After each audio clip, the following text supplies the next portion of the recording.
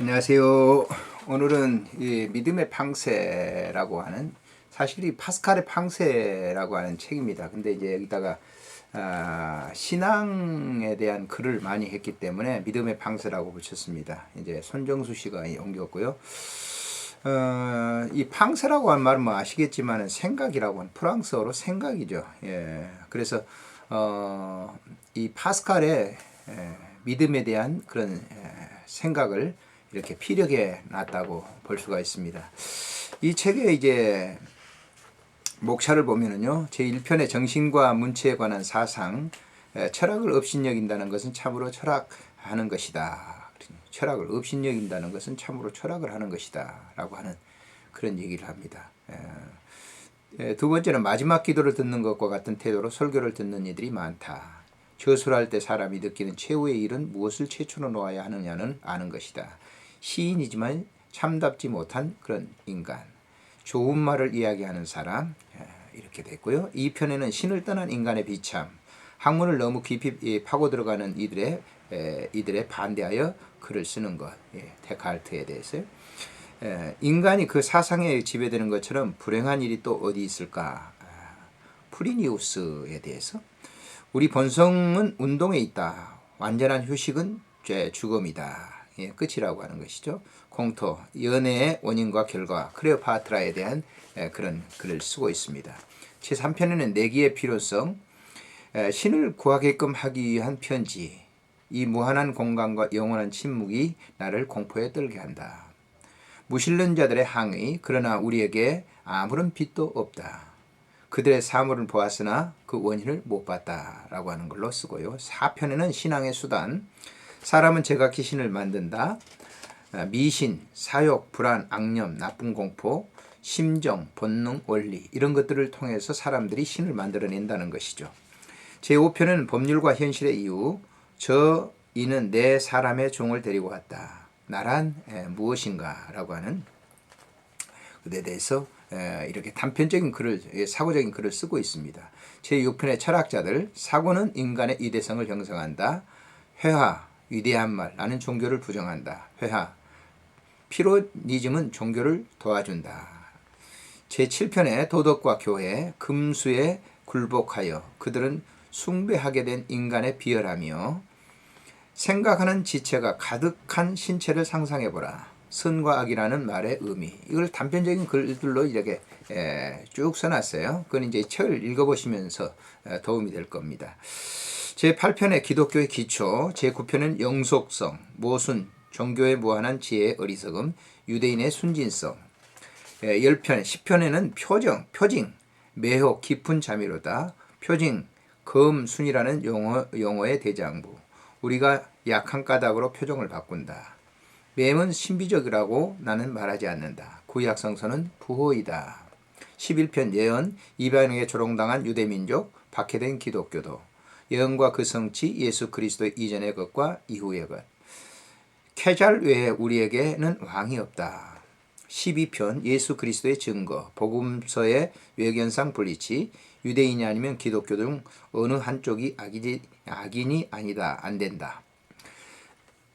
13편 기적, 14편 기독 논쟁의 단편, 회개가 증거가 없는 고백과 사연에 관하여, 종교재판과 제수이트 교단, 진리의 두 개의 방해물, 인간에 순종하는 것보다 신에 순종하는 것이 좋다.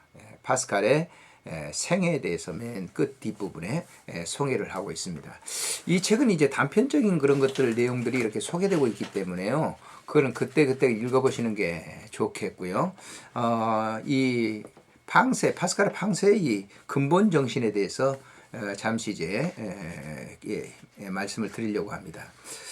파스칼은 신학자도 아니었고 성직자도 아니었다. 과학적으로 사물을 관찰하듯이 인간과 세계 그리고 삶의 의미와 존재의 운명을 크리스찬적인 입장에서 살펴본 한 평신도의 이치를 지켜왔습니다.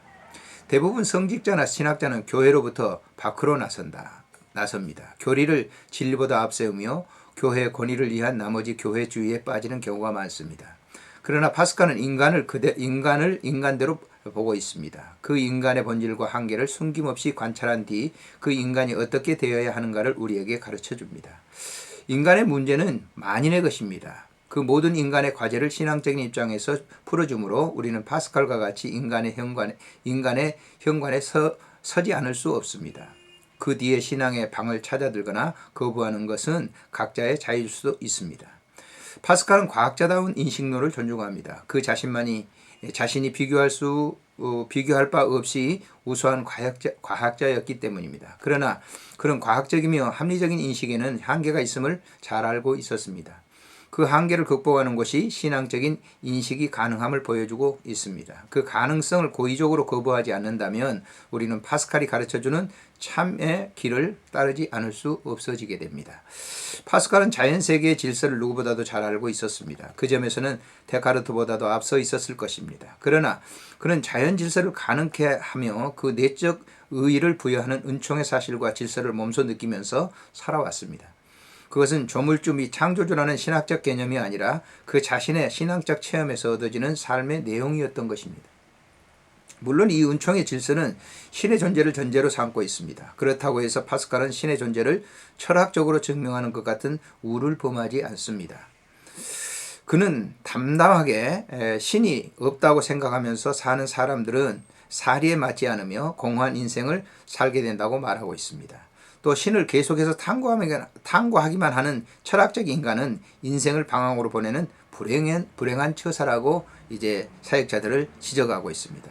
그러나 신의 존재를 믿는 것은 사리에 맞으며 가장 행복한 삶을 누리게 된다고 보았습니다. 그러므로 파스칼은 같은 유실론적 철학자인 데카르트나 라이프니츠와는 다른 신앙관을 갖고 있었습니다. 그들은 일종의 미신론적인 성격을 띠고 있었지만 파스칼은 신앙적 체험에서 이신론을 택하고 있기 때문입니다.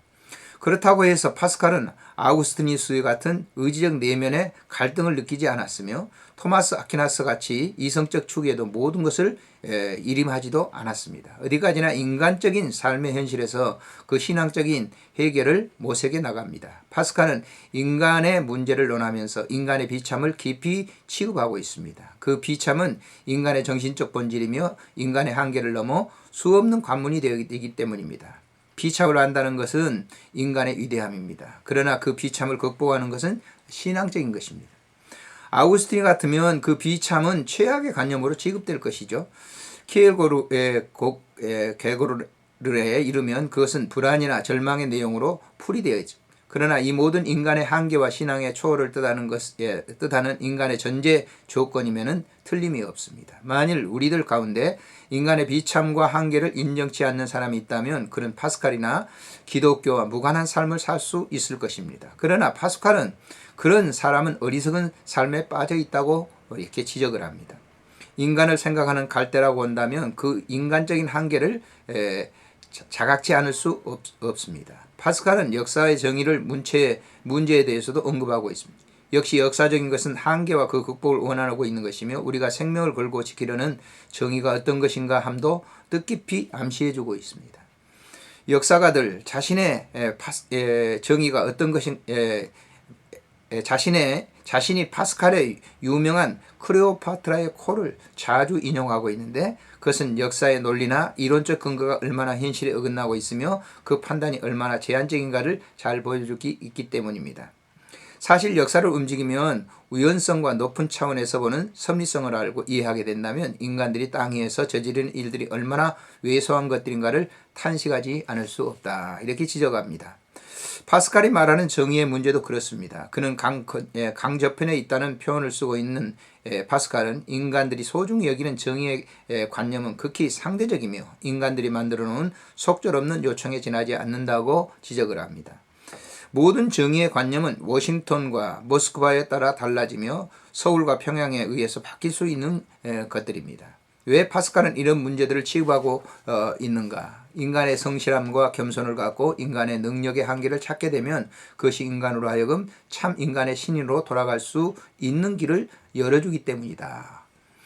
라고 지적합니다. 결국 파스칼은 신의 존재와 사랑에 의해 존재하는 세계의 의미를 찾으며 그리스도를 만남으로써 참 인간이면서 참 신인 인간적 구원에 도달할 수 있음을 믿고 있기 때문입니다. 그러나 우리는 팡세의 내용을 이 이상 더 설명할 필요는 없을 것입니다. 그것은 읽는 사람들로 하여금 스스로 얻을 수 있는 내용들이기 때문입니다. 오히려 우리는 여기에서 8년간 몸에 지니고 있던 신앙적 각서와 내용을 파스칼 연구로 유명한 파르디니의 서술에 따라 생각해 볼 수가 있는데, 그 무엇보다도 파스칼의 내면과 이면을 갖다 잘 보여주고 있기 때문입니다. 파스칼이 죽은 며칠 뒤 그를 보살피고 있던 한 시종이 고인의 웃옷 속의 한 부분에 다른 곳보다 약간 두터운 것을 발견하게 됩니다. 그것을 열어본 하인은 양피지의 종이로 된 파스칼의 친필의 각서를 찾아내게 되는데요. 그것이 누님 페리 부인에게 전해졌고 다시는 파스칼의 친구들과 같이 그 내용이 살펴지게 되었습니다. 파스칼은 8년간 옷을 갈아입거나 손질할 때마다 누구도 모르게 이 각서를 옷 속에 간직하고 있었던 것입니다. 종이 상단에 빛으로 둘러싸인 십자가 그려져 있고 그 아래는 다음과 같은 내용이 글들이 적혀 있었습니다. 은총회 1654년 11월 23일 월요일 성 클레멘스 교황 순교자 여러 성인의 축일 전날 밤 10시 반경부터 12시 반까지. 불 아브라함의 하나님, 이삭의 하나님, 야곱의 하나님, 철학자와 학자의 하나님이 아니다. 확신, 감정, 환희, 평안, 예수 그리스도의 하나님, 나의 하나님이면서 너희들의 하나님, 너의 하나님은 나의 하나님이 될 것이다. 하나님을 제외한 세계의 일체의 망각, 하나님은 복음이 가르쳐준 길에 따라서만 발견된다. 인간 영혼의 이대한 의로우신 하나님, 세상은 당신을 인정하지 않았으나 나는 당신을 인정합니다. 환희의 눈물, 나는 그를 떠나지 않을 것이다. 그는 생명수 셈인 나를 떠나가다. 나의 하나님, 그대 나를 버리시나이까. 원하옵기는 영원히 하나님을 떠나지 말기를. 영원한 생명은 유일하고도 참된 하나님으로 계시는 당신과 당신에게 보여주신 예수 그리스도를 아는 데 있다. 예수 그리스도, 나는 그를 떠나 도망치고 부정하며 십자가에 못 박았다. 바라옵기는 그를 떠나지 않기를.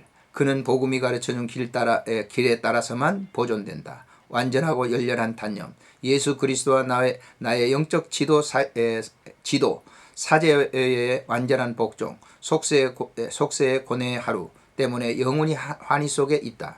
당신이 가르쳐줌을 잊지 않으리라. 아멘.